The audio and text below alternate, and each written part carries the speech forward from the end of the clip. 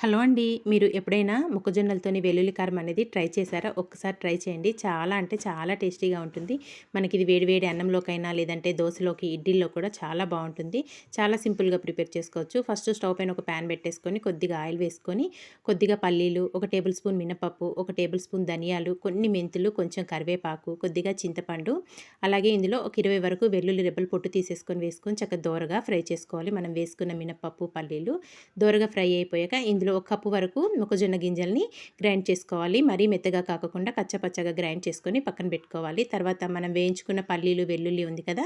అది కూడా కచ్చపచ్చగానే గ్రైండ్ చేసుకొని పక్కన పెట్టేసుకోవాలండి. ఇప్పుడు స్టవ్ పైన పాన్ పెట్టేసుకొని ఆయిల్ వేసుకొని మనం గ్రైండ్ చేసుకున్న మొక్కజొన్న మిశ్రమాన్ని అంతా వేసేసుకొని దీంట్లోనే కొద్దిగా కరివేపాకు వేసుకొని ఒక 2-3 నిమిషాల వరకు చక్కగా ఆయిల్‌లో బాగా మగ్గించుకోవాలి. ఇదంతా బాగా మగ్గిపోయాక మనం గ్రైండ్ చేసి పెట్టుకున్న వెల్లుల్లి కారం కూడా వేసేసుకొని మరొక నిమిషం పాటు బాగా ఫ్రై చేసేసుకొని ఇంకా వేడి వేడిగా అన్నంలోనైనా లేదంటే ఇడ్లీ, దోసల్లో కూడా సర్వ్ చేసుకుంటే చాలా టేస్టీగా ఉంటుందండి.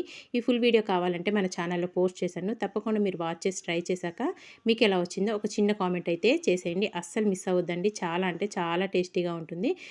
స్పైసీగా అది కూడా మొక్కజొన్నతోని కదా! చాలా బావుంటుంది. By by.